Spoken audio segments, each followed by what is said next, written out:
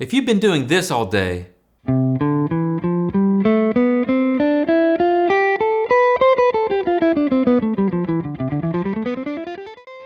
but are having trouble getting from there to playing an actual solo, then this is for you. Well, if there is a secret, it's all melodic. After all, improvisation is just spontaneous composition. Change your way of thinking and learn a few basic building blocks about melodies. I'll be using an A minor pentatonic scale for this whole video.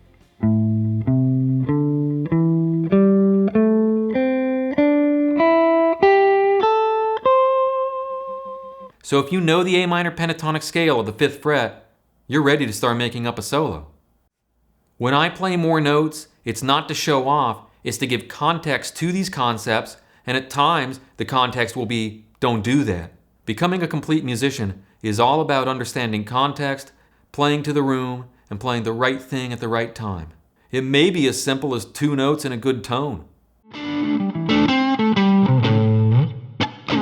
This is going to be a bit of a long video, but I encourage you to watch the entire thing because A, the only reason for showing you all of this is to help you out and to give you a lot of really good stuff.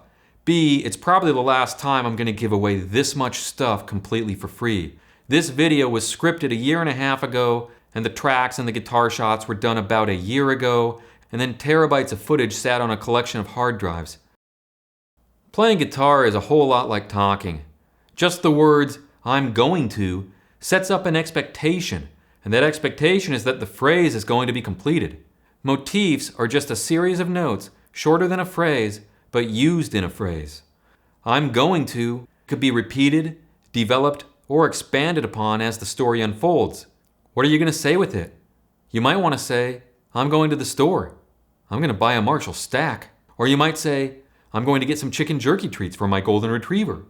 I'm going to demands some kind of follow-up that's going to complete and give context to and help make sense out of the rest of the phrase. A motif might just be 2 or 3 notes. What if we limit ourselves right now to 3 notes only? G, E, and C.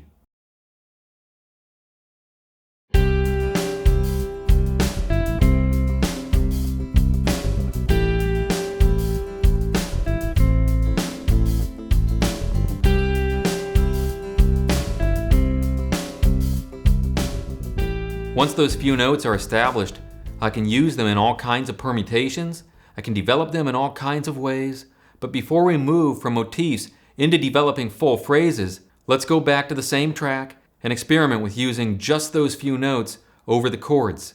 I added 1 passing note in here, but basically it's only those 3 notes. It won't feel like a complete solo yet, but it will establish some kind of recurring motif that we can use as we develop things further.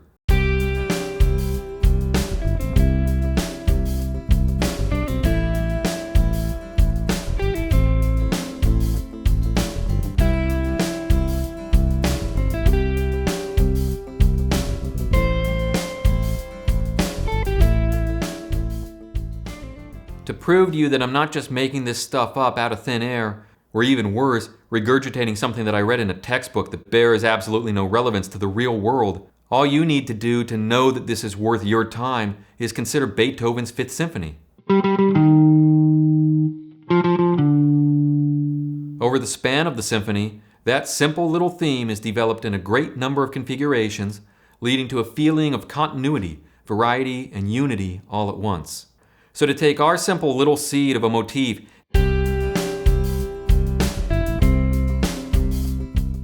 and build it into our first phrase, one approach would be to just take the motif, condense it into a shorter span of time, that is to say a faster rhythm, and then add new material to establish a complete musical thought or statement. For example, the words of the phrase might occur over the span of 1 bar, culminating in 1 sustained note in the 2nd bar in order to establish space.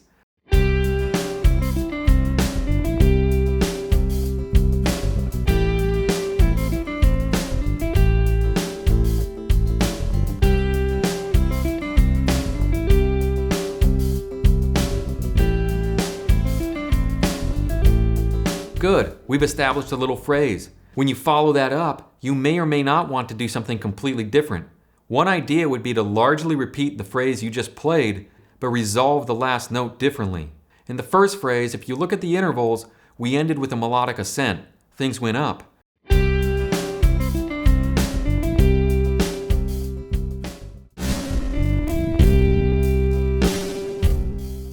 So in the second phrase, we could end with a melodic descent.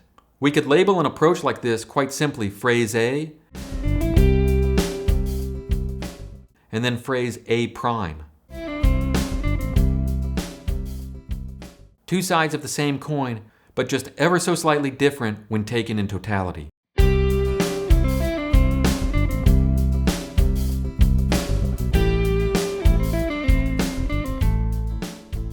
Now let's take that and literally play it in reverse. The term for this in terms of music theory is retrograde, but practically speaking, it just means to play the same notes, but you're going to play them backwards. Instead of holding out the first note for an entire whole note, rhythmically speaking, I'm going to be a little loose with the retrograde. In order to demonstrate this visually, you're going to see the highlighter bar moving backwards.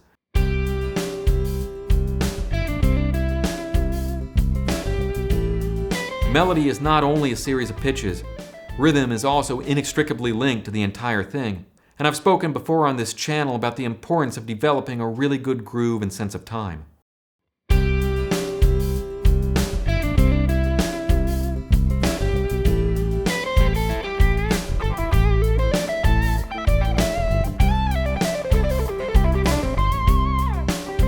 Admittedly, the back half of that was a complete self-indulgence, but getting back to the main lesson.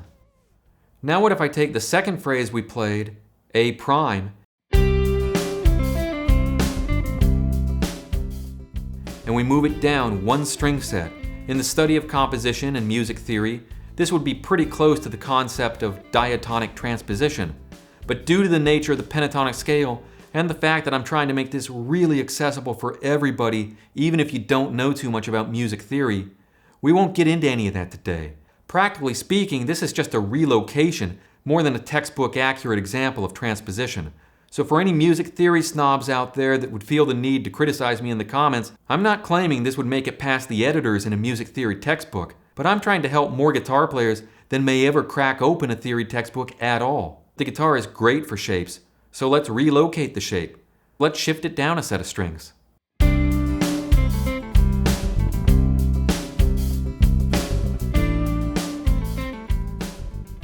For reasons we won't get into in this video, specifically in order to keep things really simple and visceral without any theory or analysis, I don't want anyone to be pushed away because they don't understand music theory. I'm just going to tell you flat out, I don't like the specific chord tones that created. We'll leave it at that. The main takeaway is, trust your ears. When your ears don't like something, then just keep adjusting until you find something that your ears do like. In this case, I'll still be one string set down, but I'll start on the 5th fret of the 2nd string because I like that chord tone a lot more.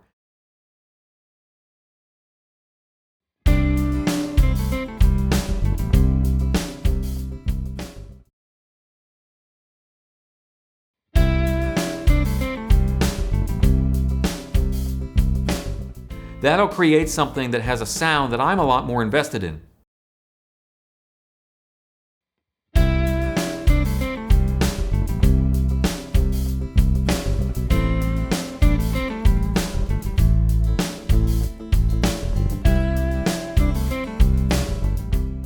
Of course, these variations on the phrase are not really very well connected yet, and what we're doing is still an exercise. But all in all, I think you'd have to admit that we have a considerable amount of variation going on already just from one seed of an idea. Let's play everything we've done so far back to back. I'd also like to add at this point that the dots on the fingerboard that I had there for the first 7 examples as training wheels, the training wheels are coming off now. There are no more dots on the fingerboard for the remainder of these examples. The animations take a really long time, and frankly, I spent 6 to 9 months, no joke, on the very first YouTube video I did, and it didn't get me anywhere. And I never really heard that it helped anyone else. So I put the dots there as training wheels for these first 7 examples, but moving forward, you're going to have to rely on the visual of seeing my right and left hands, and the notes, or tabs, scrolling above. But more than playing any of them note for note, the biggest thing you can take away from this is the concept. If that's the only thing you take away from any of this, then you took away the most important part.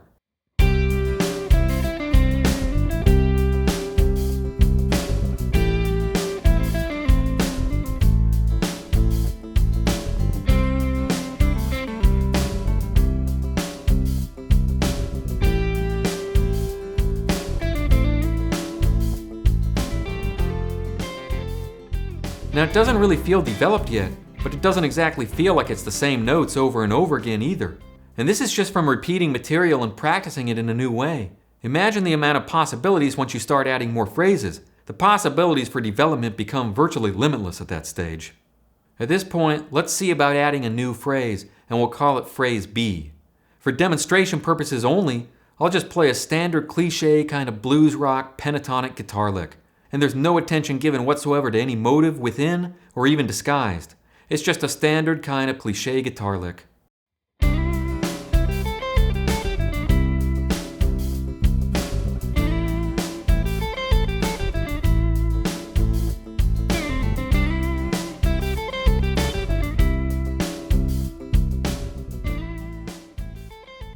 It doesn't sound as good, does it? When you practice scales over and over again, you might unintentionally develop the habit of playing everything stepwise, by which I mean you're going straight from one note into the next note, up and down the notes of the scale. But on at least some level, whether the music is only 3 chords or 300, all soloing tends to involve a balance of moving from one note into the next, that is stepwise, combined with other times where you'll jump between notes, that is to say, playing a wider interval. So while a pentatonic scale can be played straight up and down,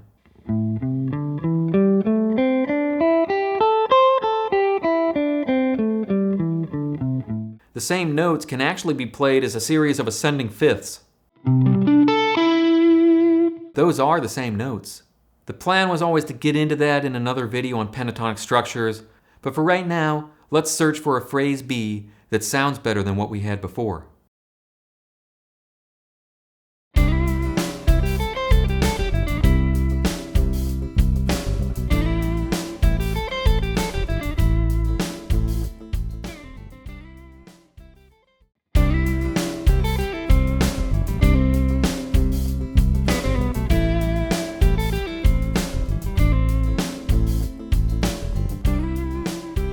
That new phrase B could then be developed in all of the same ways that we developed theme A earlier. I hope you get the basic idea by now and that it's really clear.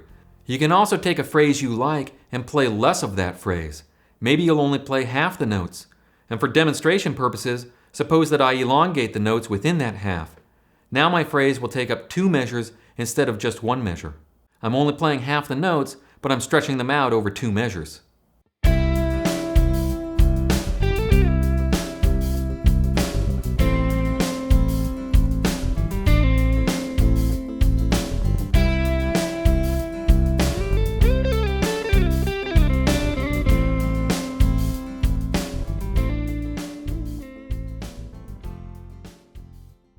Or suppose that I cram all of the notes in.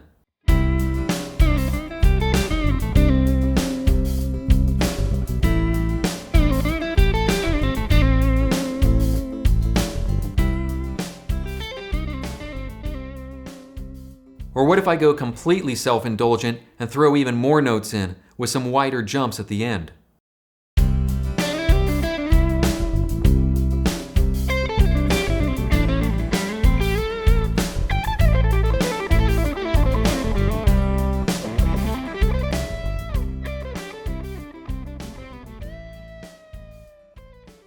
That's quite possibly past the point of taste, but I'm also not afraid to show you what not to do, and I'm also not afraid to show you that sometimes amassing a large amount of guitar technique can be counterproductive.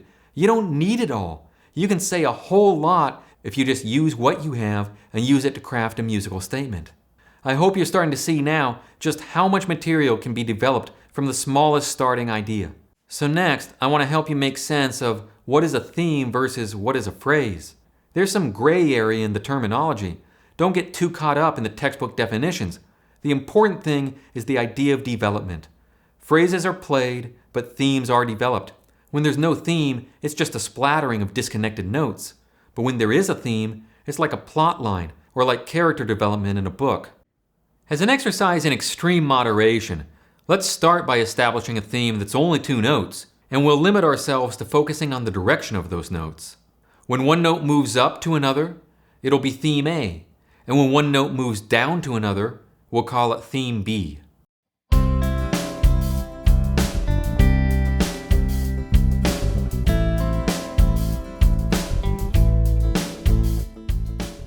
We could even label that little phrase in this order: theme A, theme A, theme B, theme B.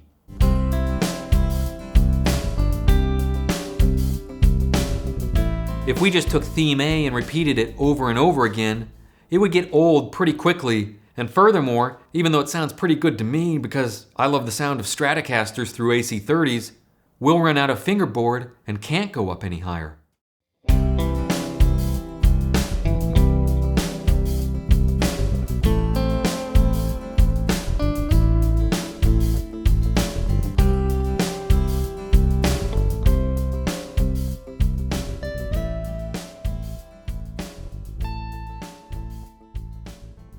So to expand things and to build them, let's add another element and we'll call it theme C. Theme C will be a repetition of a single note that neither moves up nor down.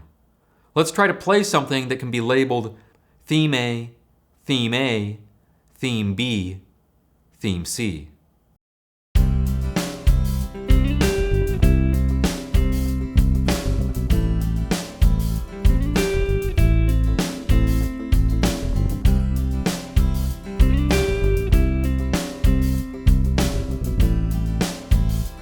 Or we could play theme A, theme A, theme B, theme C, theme A, theme B.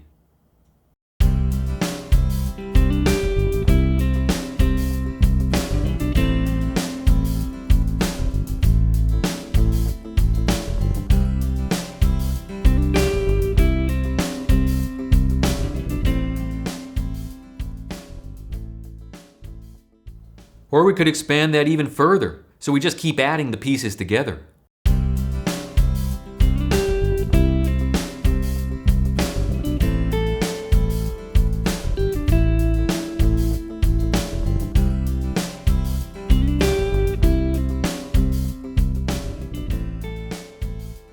Suppose we used that as a springboard to start, and then began adding previous phrases from the little motive we established earlier.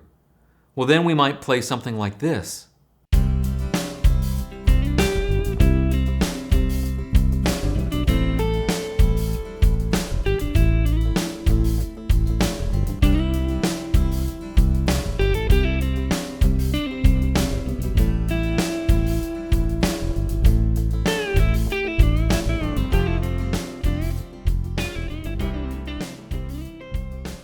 The basic idea is that phrases are not pulled out of thin air. They contain a certain amount of structure, or at least great phrases do, and you can often find examples of motives and themes within those phrases. From there, your phrases can be developed and ultimately crafted into some kind of composition, or even just a beautiful, melodic, memorable guitar solo. Once you're beginning to generate and develop some phrases that you like, it's going to become natural for you to want to connect those phrases. One approach is that as long as the notes you are playing fit the chords, you can shift your phrases so that they overlap the chord change. For instance, over the track that I'm working with, which is just C and A minor, 2 very simple chords, diatonic, belonging to the same key. Because those chords are so closely related, the notes we're playing over the C chord would also fit nicely over the A minor chord.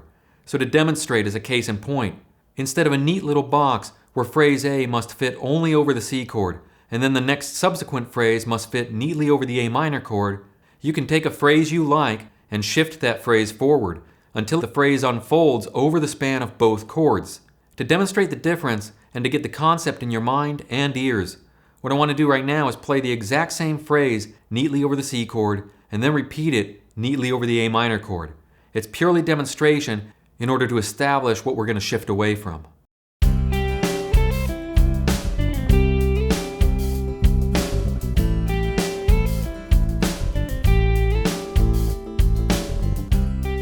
Now Now listen for what happens when I hold out the first note and shift everything accordingly.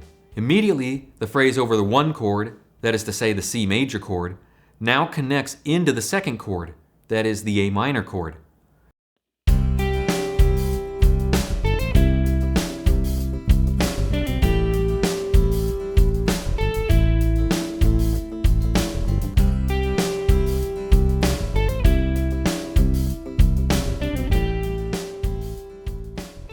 Great improvisers do this by instinct all the time. In the same way that when you talk, there's a natural ebb and flow, and you don't begin and end your statements in exactly the same place every single time, this is the musical equivalent of that. All you have to do is connect your phrases the same way as if you were having a conversation. You can also take a phrase you like and treat it as if it were a melody, which is what it is after all. And imagine how it would sound if a singer was singing that melody and then the guitar player was answering it with a lick in between the vocal phrases. For instance, in the really early deep blues, Charlie Patton would answer his vocal phrases with the guitar. Much later on, one of my favorite guitar players, Albert Collins, often made me feel like I could fill in my own story. Yeah, you can learn all this stuff in textbooks. I heard it in the blues.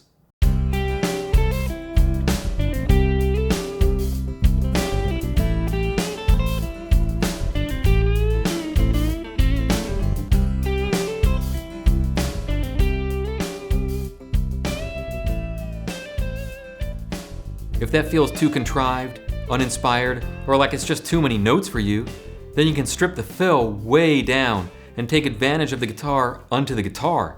We have strings to bend and notes to sustain.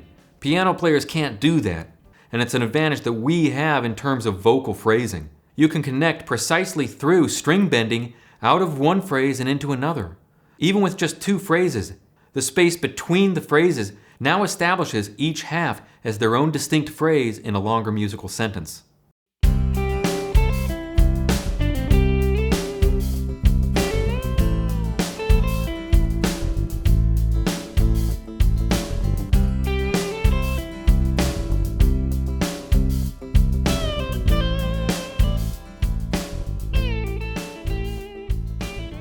And for the last example, before I go ahead and give you some ways to practice this stuff, I wanted to show you one more quick thing.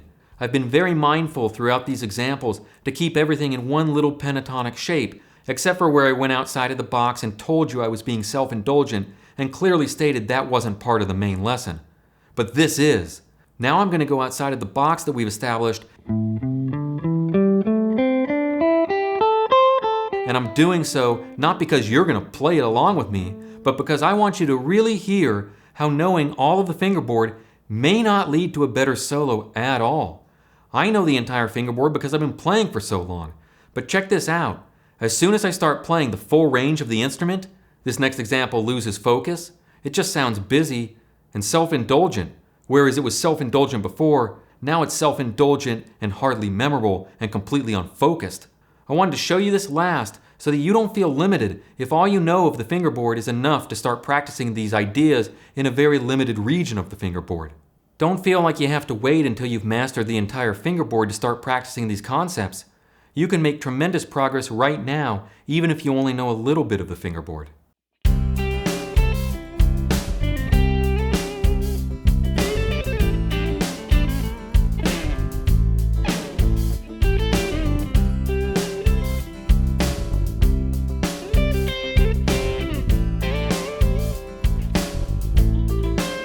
The first, and probably most rewarding way to start making music from all of this is to start really simply. Play with a backing track like the one I'll give you in the description below, and when you find something that you like enough to start developing, then go through the techniques I just showed you to develop it. If your inner critic is giving you a bad day and acting more like an online troll and telling you that nothing you do is any good, well then record yourself, even if it's only on your phone. You don't need an elaborate recording rig to practice this. Anything that records, even a 35-year-old cassette Walkman, will be good enough. Here's the important part. Don't listen back to it right away. Wait a day or two. You'll probably find that you can listen to yourself a whole lot more the way that an outer critic would. A good outer critic. One who tends to be a whole lot more objective, accurate, and constructive. This is not feel-good, happy time hour. I'm not here to give a motivational speech. But the fact is, we tend to be harder on ourselves than most people would be to our face. Online, of course, there's too many examples of people showing the worst of themselves. But in a meaningful human-to-human interaction, the outer critic tends to be more accurate and global than the inner critic. Just the seed of an idea is enough in order to start developing it. Commit to a pattern within well-established parameters for what each phrase contains. Remember the exercise where theme A was simply any note moving up to another note, and theme B was any note moving down? It can be that simple. Establish the parameters and commit to exploring a pattern. The pattern might be A, B, then A prime, C, then A, and then A prime. Whatever it is, you get to decide that for yourself. Then work with the track and try to develop it. Don't feel like you have to improvise it. You don't. I don't even think there's a way to practice this while improvising, because to truly improvise well, you have to forget about everything and just be in the moment. The way to have these concepts lead to better improvised solos is to actually practice them when you're not improvising. The more you do it, the more melodic you'll become. And then one day, once you've done it enough, you'll be improvising and find out you just improvised something really melodic. Here's a second way of practicing the concepts. And if you find the first way too constrictive, this is even simpler. But don't blow off the first one. Good things take time, good things take work. Just put on the track and literally start playing in search of anything. This is the more free-form, unstructured way of practicing, but it's not a bad way to practice. It's supplemental to the first way. You could take the pentatonic scale and try every possible step and skip that you can find in it. Explore that pentatonic scale. Don't be afraid of sounding bad. I hope you sound bad at some point in the process because I hope you are able to do so without judging yourself at that point in the process. You're just exploring. You're not committing to anything at that stage. If you settle on 2 notes, decide if those 2 notes are going to be related by step or if they're going to be a skip. If they're a skip, maybe you might play E on the 5th string and D on the 3rd string. That's the interval of a flat 7. You might then take that much and go through the list of everything we've done. Play it in every conceivable way that you can, and maybe you'll come up with a few new ways. Experiment with moving it to other sets of strings. Experiment with playing it, and then following it up with a completely ad-libbed pentatonic. And even if you put cliches in, then that's fine too.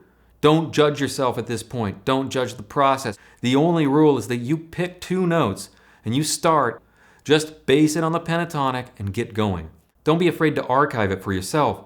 This is where if you can read music and write music, it's such a great advantage. I'm a huge advocate of it for the learning musician, for the guitar player that really wants to seriously develop. But even if you don't read or write music, well then just take a smartphone video of your left hand playing it. Anything to commit the idea so that you have something tangible and archived that you can refer back to later on. Remember that all of these ideas are just that. They're little shortcuts and pathways to get you going on your way and exploring your own creativity. Ultimately, if it sounds good, it is good. You have to give the note approval before anybody else can or will. Then it transforms everything from your attack to phrasing, from the sound of I hope this works into the sound of authority and a certain mindset of I can't wait to hear it myself. I can't give it to you, but I can try to help the best I know how to show you how it works. Take these for what they are. They're pathways for you to start building the experience in order to gain that confidence. Thank you for watching this. I know it was a lot of material and we covered a lot of ground, but I sincerely hope that you found it useful and helpful. And if this video has helped you and you haven't already subscribed and hit the notification bell, consider doing so. I see it on my analytics and I see the percentages of people who watch these videos who are not subscribed. So if you're enjoying this, consider subscribing. I can't spend the entire rest of my life only on the internet answering comments, but something I really admire about Uncle Doug, my favorite YouTube channel ever, is Uncle Doug always gets back to his viewers. And I strive to do the same thing. So if you have a question, let me know. And I'll see you again the next time.